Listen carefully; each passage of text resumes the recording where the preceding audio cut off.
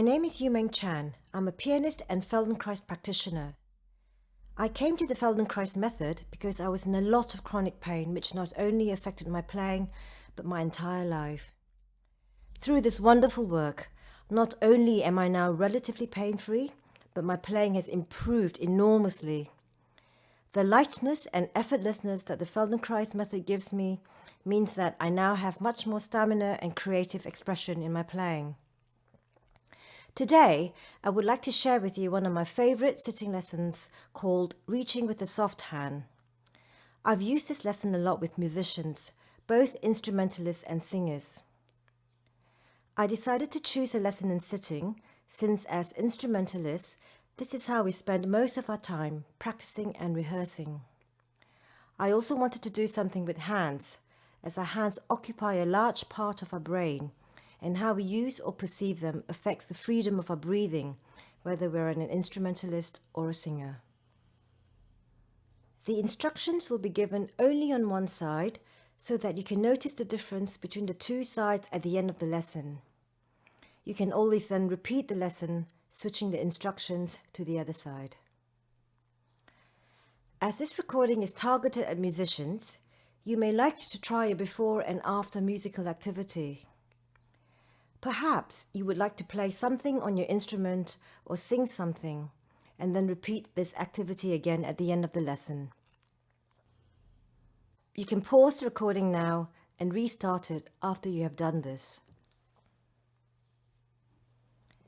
Please find a comfortable chair to sit on, one that has got a relatively firm seat. It would be helpful if you can find a chair that suits your height, meaning that your feet can be flat on the ground with your knees and hips roughly at right angles with the chair. This means that your hip joints are neither too flexed nor extended. Please come to the front of your chair so that you're not resting your back against the back of the chair. How are you keeping yourself upright? Are you holding yourself upright? Or can you find support from the places which are supporting you? In this case, it's the floor that is supporting your feet and the chair that is supporting your pelvis. Can you feel your entire foot of both feet on the floor? Or do you feel more weight on the inside edge, the outside edge, perhaps the front of the foot or the heel? Is this the same on both feet, or do you get a different response when you ask the question on a different foot? And where are you sitting on the chair? Are you sitting on the backs of your legs? Are you sitting on your coccyx or your tailbone? Or are you sitting on your sitting bones?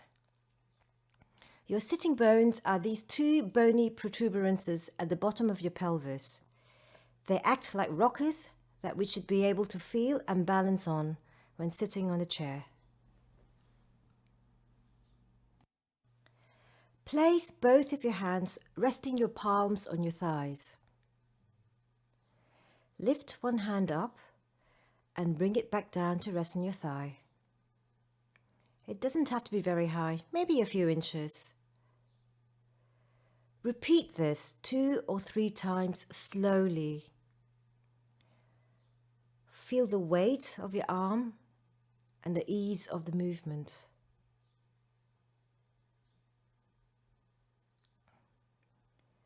Now, repeat this with the other arm. Is there a difference in the sensation of weight and ease of movement?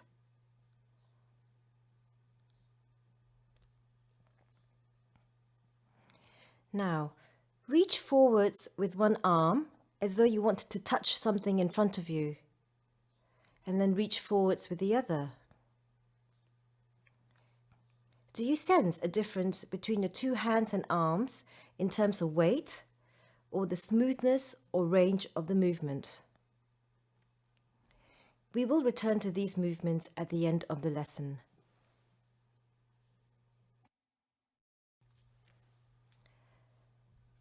Rest both hands on your thighs as before. Choose one arm to work with. Imagine your hand of that arm is like a very expensive silky soft paintbrush.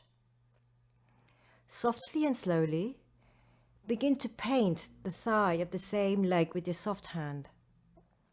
So, if you're using your right hand, you're stroking your right thigh. And if you're using your left hand, you'll be stroking your left thigh. You want your whole hand to contour to the curves of your thigh so that the heel of your hand remains in contact with your thigh all the time. The heel of the hand is the bottom part of your palm where it meets the wrist. How much of your thigh can you paint comfortably? Can you cover the whole of your upper leg in paint? Or are there bare patches where your paintbrush has not been able to reach? What do you need to do with the rest of you to access the parts of your thigh which may not be immediately accessible, such as the sides of your thigh or the back of your thigh? What about the side and back of the pelvis? How easily can you reach those parts? How can you continue this soft painting movement without straining or stretching your hand or arm? Could your torso be part of this movement? Leave that. Before you have a rest, notice how your two sides are.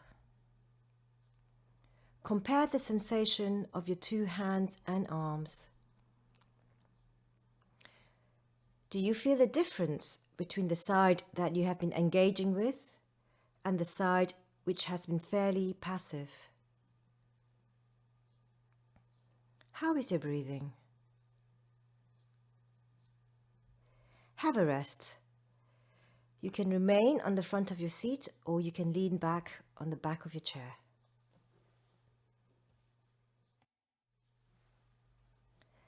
Come to the front of your chair again. This time, venture a little further and begin to paint your lower leg between your knee and your ankle. You won't be able to get very far if you don't involve your upper half in the movement. Allow your chest and head to participate in this movement. Are you tempted to push and stretch to get to parts which are not so easy to reach? Do you find yourself holding your breath when you come to these parts? How much of your lower leg can you paint comfortably without stretching and straining?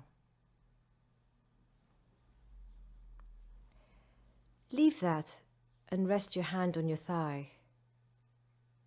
Take a moment to notice how your two arms and hands are, how you are contacting the chair, and how are you breathing? Is there a difference in your two sides? Have a rest. Again, you can remain on the front of your seat or you can lean on the back of your chair.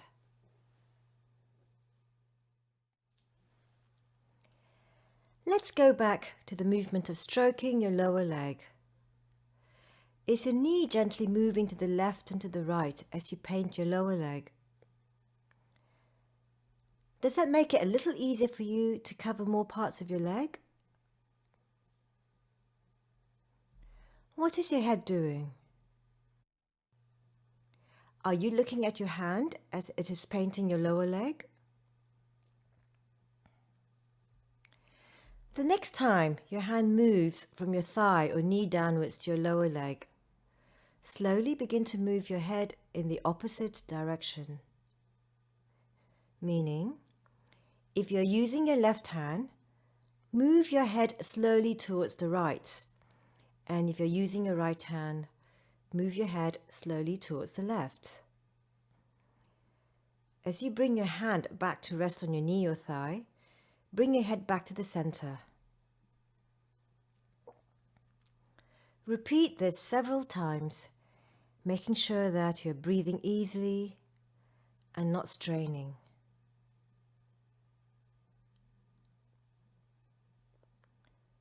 Where are your eyes looking? As your head turns, can you use your eyes in a way that makes the turning of the head easier? Perhaps you can look not only to the left or right, depending on which arm you're using, but also slightly behind you.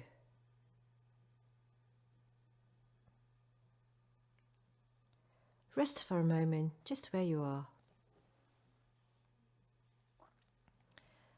Repeat the hand and head movement again, but this time look in the other direction. If you are using your left hand, look towards the left, and if you're using your right hand, look towards your right. Don't forget about the possibilities of your eyes to look slightly behind you. Be playful like a child as you do this movement. Resist the urge to push yourself to achieve. Are you still breathing easily and softly?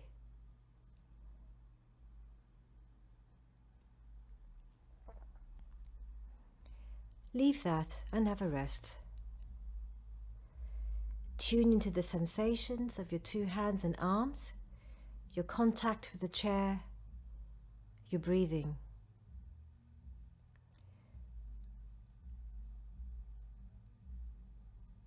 Have a longer rest and you can remain on the front of your seat or you can lean on the back of your chair.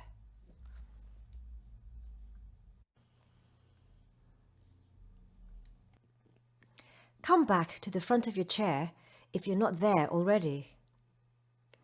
Let's have some fun with this painting movement. You now have more choices of where your head can move to and how to use your eyes. Play with all these variations as you continue painting your lower leg. Is your paintbrush managing to remain soft and pliable? Are you managing to keep the heel of your hand always in contact with some part of your leg? Maybe you can begin to get the sensation that your whole arm and hand are not working actively, but the movement is being supported by your torso, making different shapes in order for you to reach the less accessible parts of your lower leg. You may stop and have a rest at any point. You do not have to wait for me to give you permission.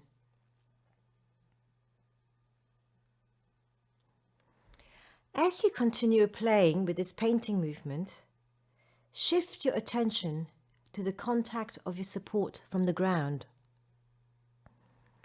Let's start with your pelvis.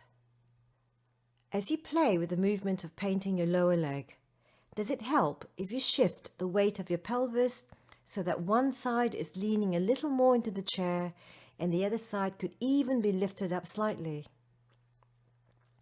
Explore the different possibilities the pelvis could offer by being a more present participant in this movement.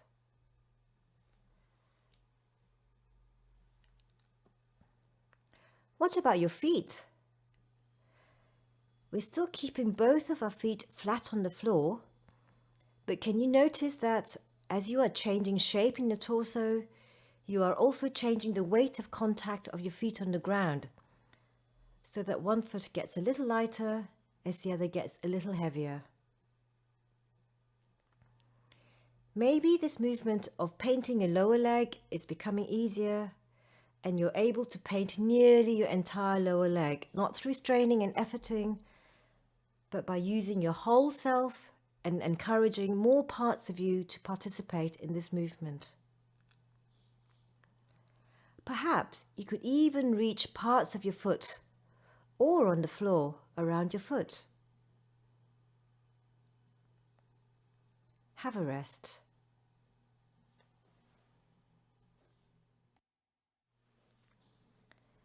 Come back to sitting towards the front of your chair. How will you notice your two sides of yourself in the way you contact the chair, the sensation of your hands and arms, You're breathing. We're going to cross over ourselves, so we begin to paint the lower leg of the other leg. So, if you're using your left hand, you'll be stroking your right leg. And if you're using your right hand, you'll be stroking your left leg. This could be a little more challenging as you have further to go as you're reaching across yourself now. Again, you have all the variations of using your head and eyes to look at the different directions as you slide your hand downwards the lower leg. You could be looking at your hand as your hand moves downwards. You could be looking behind you in one direction or the other as you do this movement.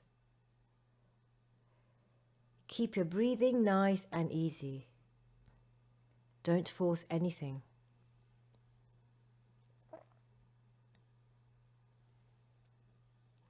You also have the option of using your pelvis to shift your weight on the chair so that you may be able to reach a little further down. Be mindful of your balance, but you may find that your pelvis on one side lifts quite a long way up so that you are balanced on just one sitting bone. Play with moving everything in order to move your hand around. Have fun with this movement. It's not about achieving. It's about self-exploration.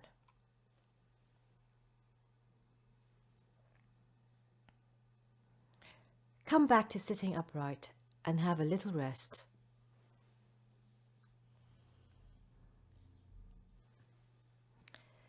Don't strain, but if you find you can get to the floor easily, begin to explore the painting of your foot.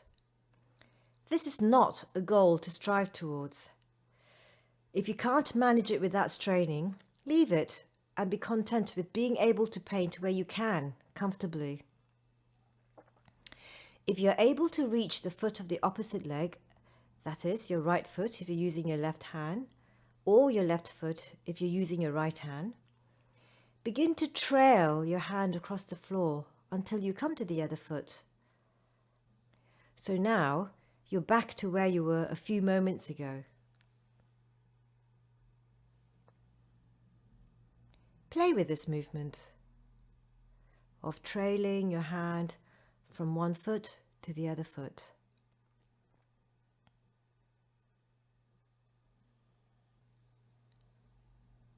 Come back to sitting upright in your chair. How do you sense your both sides now? Let's go back to our reference movements at the beginning of the lesson. Place both of your hands resting your palms on your thighs. Lift the hand you have been using as a paintbrush up and then bring it back down to rest on your thigh. Feel its weight and the ease of movement. Repeat with the other arm.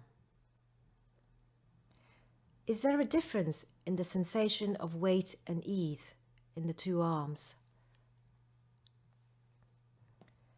Reach forwards with the same arm as though you want to touch something in front of you, and then reach forwards with the other. Do you sense a difference between your two hands and arms in terms of weight or the smoothness or range of the movement? Do you notice any other changes to your face, your breathing, the way your sitting bones are contacting the chair, maybe the way your feet are contacting the floor? This is the end of the lesson for one side, and I invite you now to go back to the musical activity that you did at the beginning of this lesson and see if you notice anything different in the way you're using your arms, or if you're singing, to notice if your breathing and sound production have changed. You may like to stay a little while with this feeling of asymmetry, or you could play the recording again to do the other side. Thank you for listening, and I hope you've had fun with this lesson.